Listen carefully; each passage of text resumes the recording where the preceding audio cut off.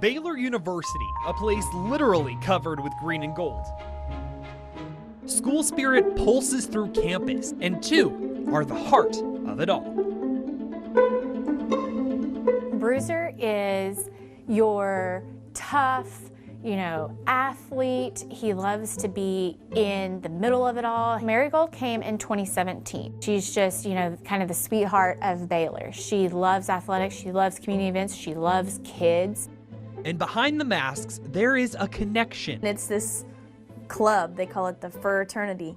But for one of the original Baylor mascots, Andy Spencer, it's more than a fraternity.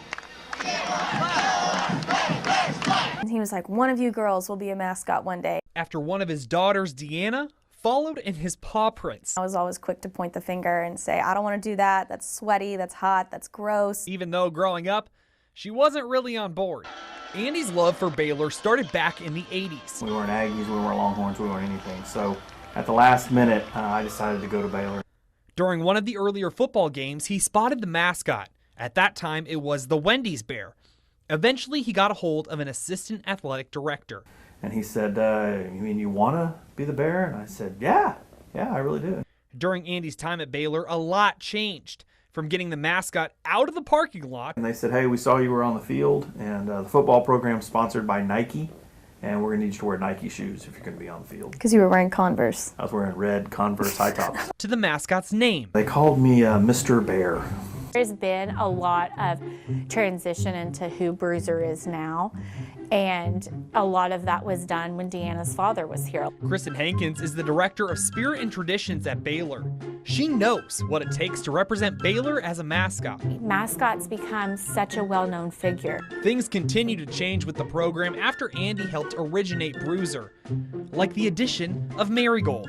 Two of the mascots that were here in the program, we talked and discussed about making a girl mascot. Which takes us back to Andy's daughter, Deanna, another mascot trailblazer. What a great addition to that story and that legacy, and allowing her to be one of the first Marigolds. My view of becoming a mascot at Baylor was just to continue my dad's legacy. I never, ever, ever could have dreamed that they would open the opportunity for another character. She took on her first mascotting gig in high school, but only after a little nudge from her dad. This is fate, like you have to do it. What are the odds that the day you get cut from the volleyball team, they announce that they need a mascot? And I was like, no. You wouldn't think it would have taken much convincing after seeing her passion for football. I can't even turn the camera around!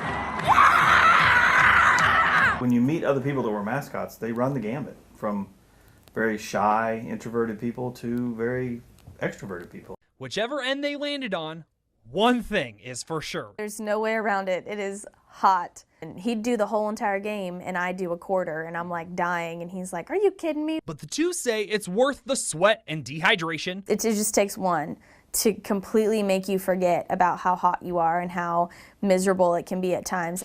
To help keep the heart of Baylor spirit pumping.